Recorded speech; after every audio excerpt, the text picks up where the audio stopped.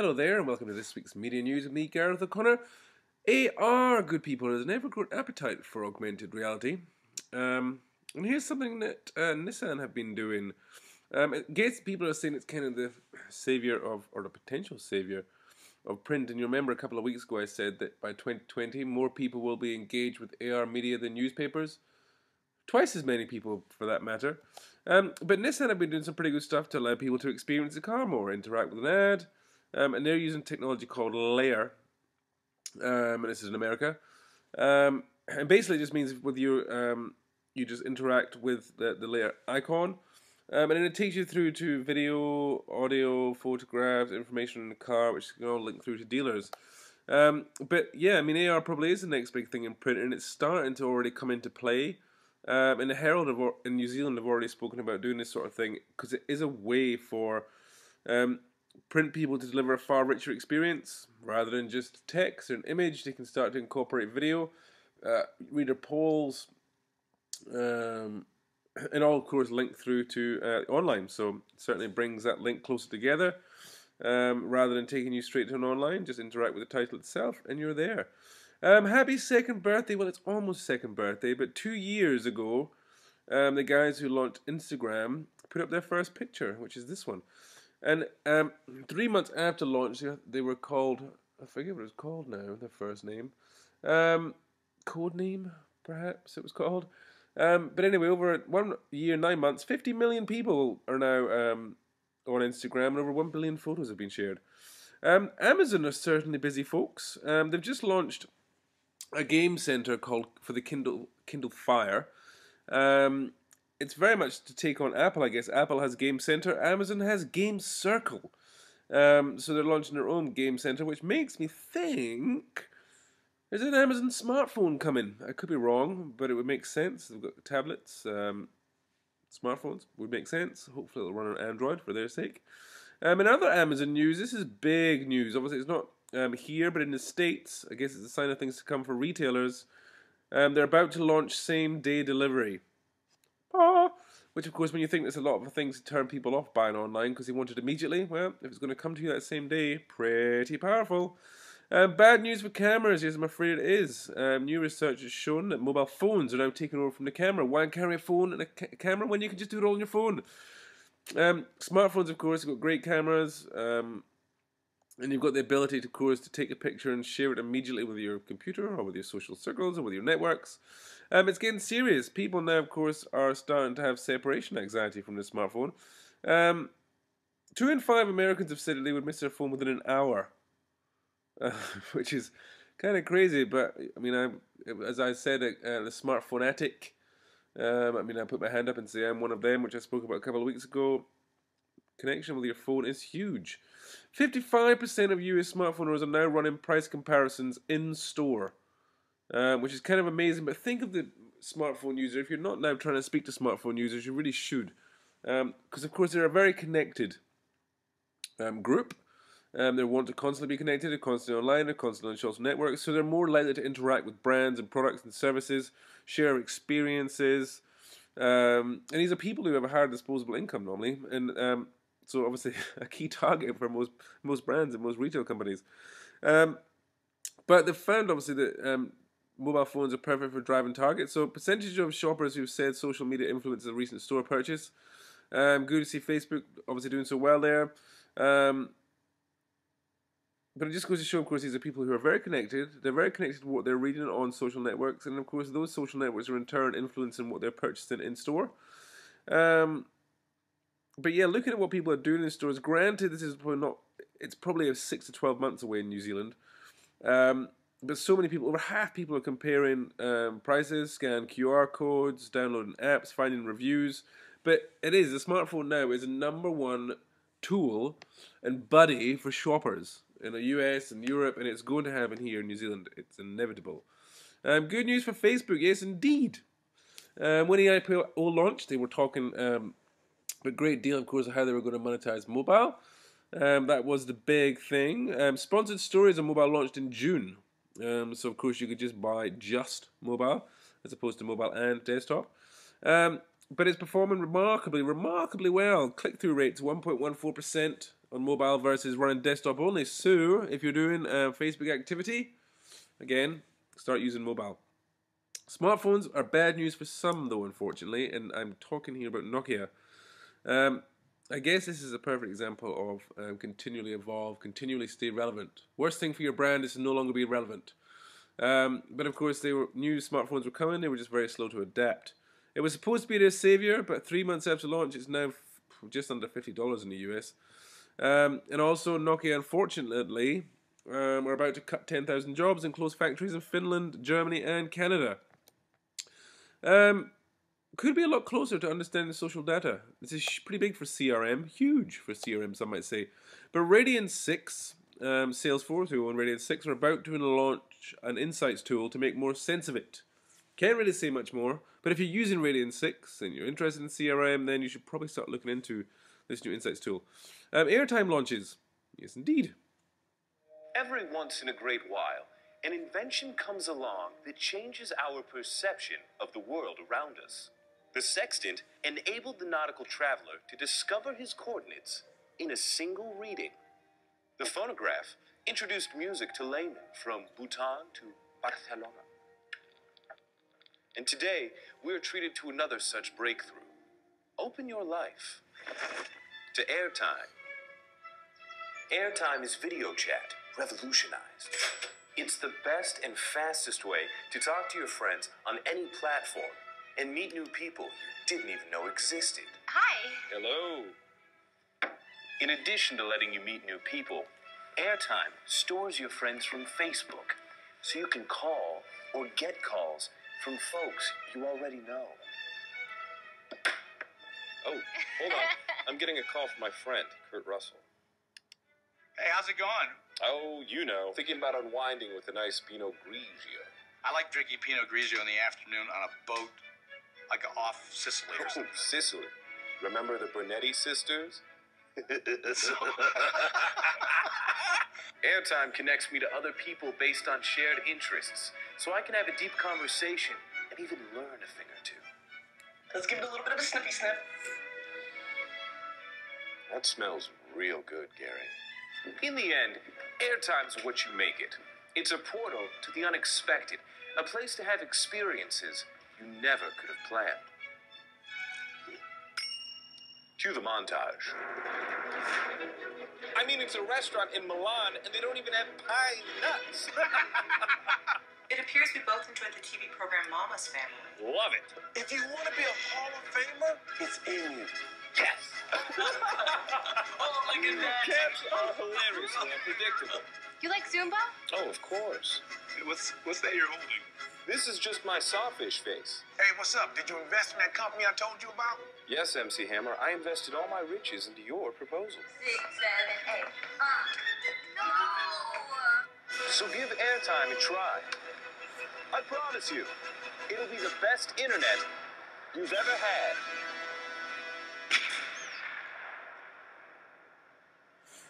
Yeah, and that's Sean Parker's new platform. Will it be a success? I guess time will tell. Very much like Skype, though. Say hello to electromagnetic dot screen. Kind of cool. Well, very cool, actually.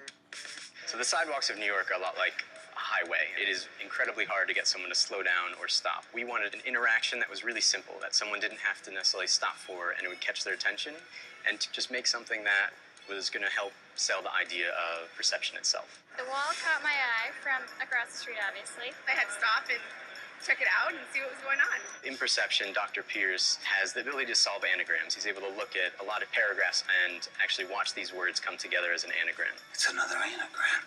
So what we've done is created this screen that actually has just a series of words on it, and taking his ability to decipher through words and find anagrams, we've made it so that as you come up, you can actually sort of move and knock away different words and find ones that actually sort of have a meaning very similar to how Dr. Pierce is doing it in the show. Hey, solved it.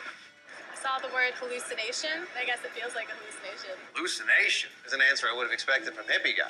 The best thing about this screen absolutely is the sound that it makes. So as you actually run your arm across in front of the screen, you actually hear the sound of your arm moving. No, I don't know what that sound is. It's like real interesting. It catches my attention when you walk by. You want to stay here to see what it does. move around. You're kind of using your reflection in the screen, and you're hunting for these words, and they all sort of come together to a message that brings back to the show. When people walk by, it's like pushing the words aside. They'll just break and just build other words. I was trying to make out what it was. You dangle a puzzle like this in front of me and you expect me to drop it before it's solved? I'm going to try and figure it out all night, probably. And now I'm really intrigued to figure out what the show is about. I've never seen anything like The Wall before, but you know, I hope this is just the beginning. Cool installation, very cool. You may have seen this. At Shell is prepared. Whether this is brilliant or criminal, I'm not sure. I mean, I think it's sort of this eye-opening for brands. When you muck up, people can really go to town. But this is something Greenpeace have done. So it all started with an Arctic Ready website that was all Shell branded, and it was just talking about everything that Shell are doing in the Arctic. And it's been linked through to social media. There's been an ad generator where people can create their own ads, so it looks like it's all provided by Shell. But really they're going to town, highlighting all the terrible things that Shell are doing, destroying the Arctic, killing animals. It's pretty in-depth. I mean, go and take a look at it. But with the ad generator, you can just go in and put it, so like, turn power on, it's time to melt some ice, let's go, Shell. I mean, these of course are now getting shared, tweeted, put up on Facebook, Google+, any other social network really. Birds like sponges for oil, let's go. You can't run your SUV on cute, let's go. I mean, yeah, they really have gone to town, and have started a social media team, which is at Shell Prepared on Twitter. And have started to tweet now, but of course it's starting to get picked up by news. Not a great deal of followers now, but it just goes to show what people can do to target companies who they feel are doing something wrong for them. So of course this sort of thing could happen for any company. But they've been doing posts like, our team is working overtime to remove inappropriate ads, please stop sharing them, which of course is cardinal sin in the social space, which of course has then been getting picked up by journalists who have been retweeting this. Please do not retweet any of our tweets, they are intended for our at recipients only. And of course, it's a social media nightmare, basically, it started for them. But it just goes to show now what people can do in the social digital space to target brands or products or services they don't agree with. US ratings are taking a bit of a pounding. It's the second quarter where US TV ratings have taken a pounding.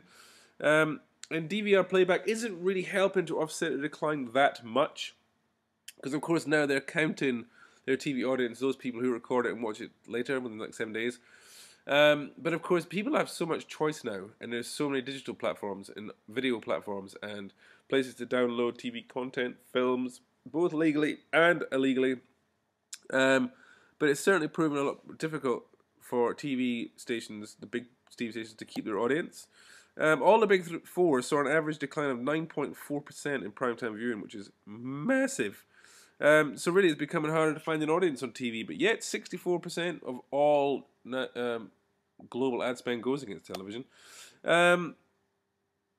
So it gets to that point now where really you need to have a much stronger focus on doing things that are different, that are talked about, that are shared. Doing things that matter, let your audience find you as opposed to going to find them solely in a TV environment. Because it is getting more and more expensive to find an audience there. And it's a similar sort of thing, in New Zealand now also, where TVNZ and MediaWorks are giving away so much airtime to those advertisers who have not got the required bought ratings, so they're getting so much bonus to make up for the lost ratings. Smartphones linked to television. Again, this is another sort of thing when you think of the ad break. So many people who now are using their smartphone or connected devices during the ad break. But when you think of smartphone owners, 58% of them are using their telephone to keep them occupied whilst watching TV. 58%. But it's not all bad news, because 37% check whether something they heard on TV was true or not. 35% visit a website following something they've seen on TV. So although a lot of them are occupying themselves during the ad break, of course, they're still aware as to what is actually on a TV screen, but it makes much more sense now to your call to action on your TV ads to get people to go online. Really important now. drive as much traffic as you can. So many people are online whilst watching television, so your call to action should be driving people online immediately.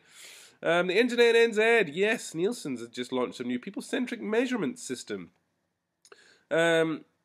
I can't really talk too much about it at this stage because there hasn't been really that much released yet, but they're doing a lot more to look about how people are accessing the web, where they're accessing the web, their connection and relationship with the web.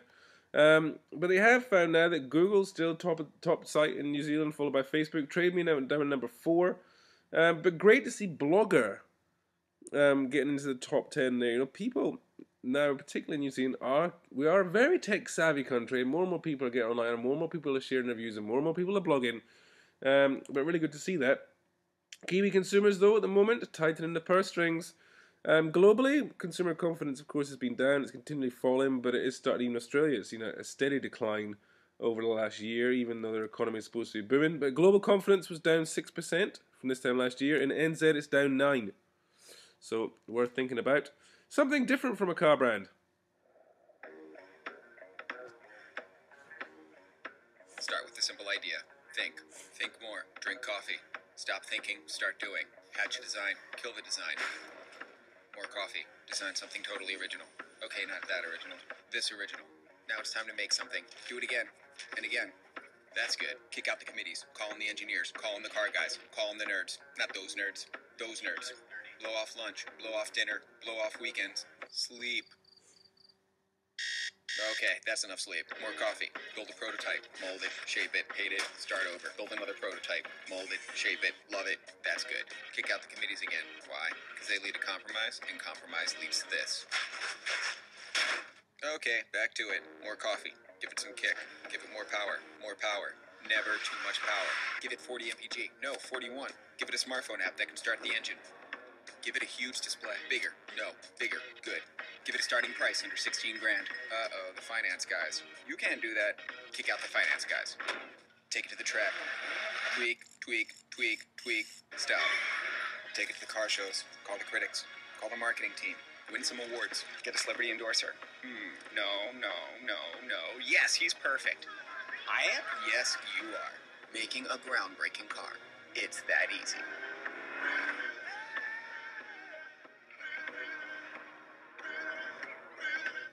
Kind of a new way to package up a car. A little bit different, but again, people are trying to make entertainment, engage people. Something that's interesting. And lastly, this is the last thing for me, and I guess we've all been there, but this is a very nice ad for Axe, or Links, depending on where you are. And it's certainly better than the Balls commercial that's currently doing the rounds in Australia, which of course is a copy from the ad from America a couple of years ago. But this is the last thing from me. I remember her. Not a girl, but the girl. The brains behind the all-time top 10 comic book vixens only wish they could conjure a siren the likes of Susan Glenn. Beneath my feet, my own private earthquake registered an 8 when Susan Glenn was near. In her presence, all that was beautiful before she arrived turned grotesque, and in her shadow, others became goblinesque. If she approached, Susan Glenn didn't walk. She floated, accompanied by pyrotechnic spectacles that left me feeling a foot tall. She embodied every desirable quality I'd ever wanted. In my mind, I was a peasant before a queen, and so Susan Glenn and I were never a thing. If I could do it again, I'd do it differently. First love. Beautifully voiced Becky the Salad. That's it from me, and I shall see you next week.